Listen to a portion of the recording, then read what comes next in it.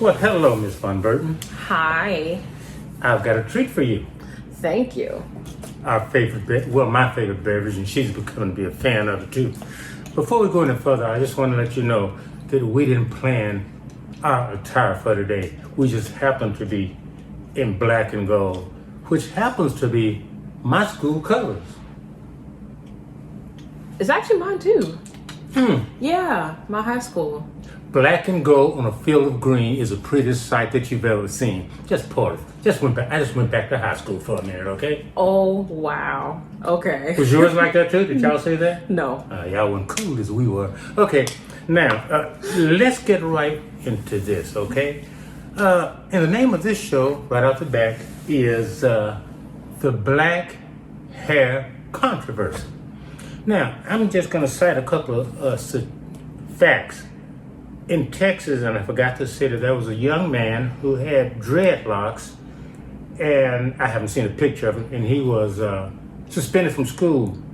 In another instance, a gentleman did not get to graduate. He's a senior because of his hairstyle, his black hairstyle. In all these cases, everybody was black. And then there was a third case in Boston. The first two cases were in Texas, but this third case is in Boston, meaning it's just not a statewide thing, where twin girls in middle school were suspended because of their hairstyles.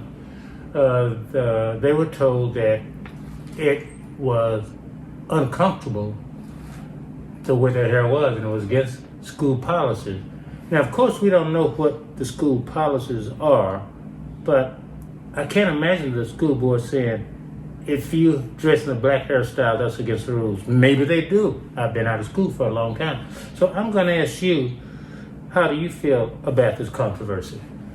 I'm not surprised. I'm, disappointed, disgusted, but not surprised.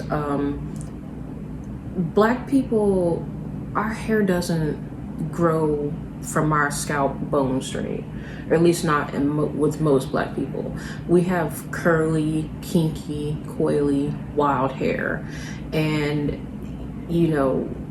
over recent years it's been encouraged more to embrace that wild hair, that curliness, that coiliness, and just let your hair be in its most natural state.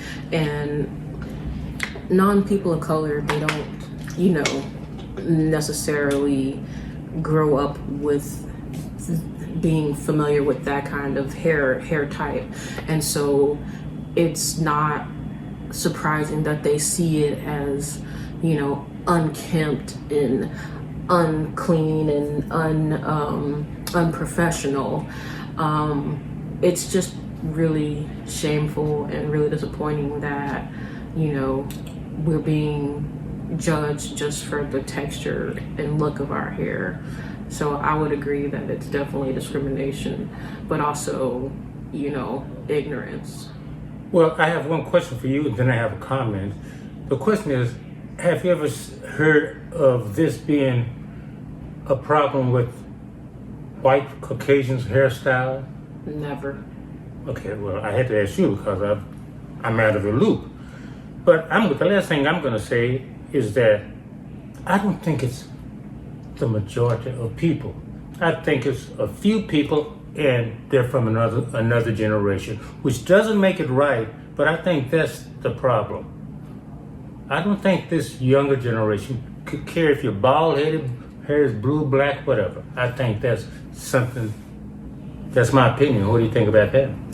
Yeah, it's definitely an issue with people in positions of power and who come from a non-black background. I'm just gonna say it, and definitely people who are older and have developed a kind of narrow view of personal appearance.